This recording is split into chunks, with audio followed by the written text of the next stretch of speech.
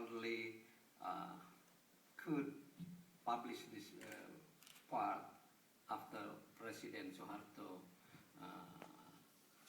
fell down, and I have to wait about 16 years, I think, until Suharto fell down, and this published firstly in the Honolulu University Press in America.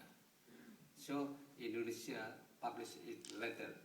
I think it's not very good, I think. Only in 2003. Yeah. Yes. And this is very personal, because you personally witnessed executions of people in 65.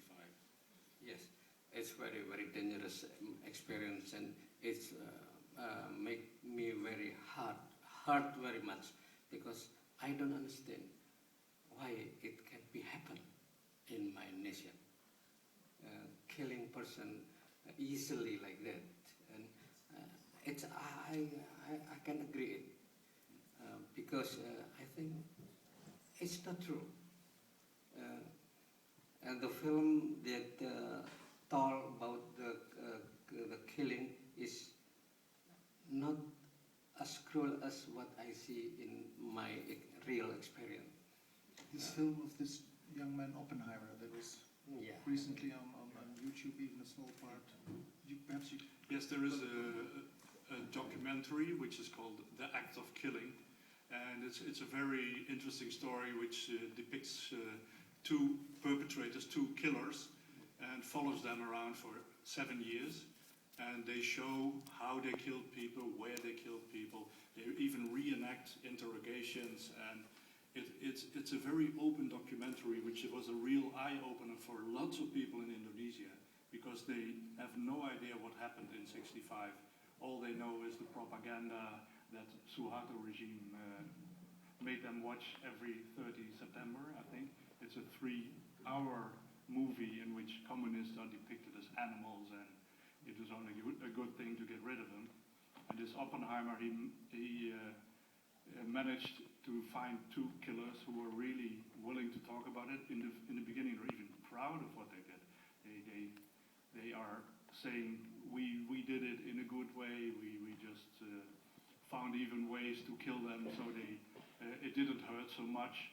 So they were really apologizing, or they had all kinds of apologies for themselves, not to feel themselves as criminals. Advocated cleaner killing. Cleaner so not the killing. mess of simple murdering, but just killing with a little threat. Yes. Like a gas chamber is also a cleaner way of killing than suffocating people with other ways. Yeah. Okay, again, but I'll say that I wrote this book because I love very much Indonesia. Indonesia as a nation or a state, I love it.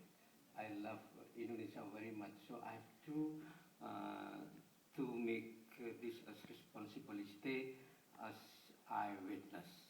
Not because I hate Indonesia or Suharto or no. I love Indonesia and love humanity. So I have to read this book. Now, well, that's perhaps the great thing about this book, and that's why I'm here, to pay tribute to that book.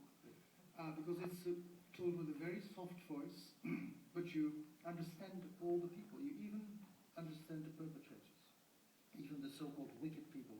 You understand their anger because they are the have-nots, and they are filled with jealousy because of the people who are very rich and like to show off their richness. For us, I had quite some difficulty to get into the book, simply that it was difficult for me to find this time to relax and to sit down and to enter into this other world, because it's a slow way of telling a story. Once you're there, you're captured. It took me, I read it for 5 days, I was in another world. Thank you very much for that. It's an absolutely fantastic book, but if you do it, detach yourself, plug out all your iPhones, iPads, and the whole fucking digital world, and make that, read that book. But I like that soft transfer because you're not a judge. You're just a very human voice. You're part of the story, actually, also, and then it also reminds the pace of the story is also a little bit reminding me of the pace of the Indonesian way of telling stories, which you have in the wayang or whatever. But then I was so amazed about the fact that this cruelty somehow you think when you're in Indonesia, these are the most loveliest people I ever met in my life. They smile, their fathers are so kind with their children. But then it is cruelty, this tremendous cruelty. You describe it in your book. How can I combine these two? Or is it just human? Yes, it's a very, very important question. But yes, I have tried to answer it, but never. It's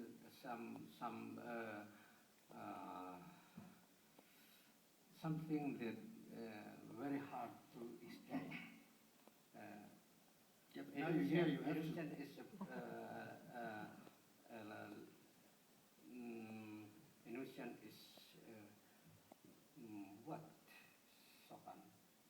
Polite. He's polite man, but suddenly he was very cruel. Yeah. Yes. Maybe I have to think that in ancient time the king of Mataram do like that too. So I think it's ruled in a very, very long time. What did the king do? Just chop off few heads. Yeah.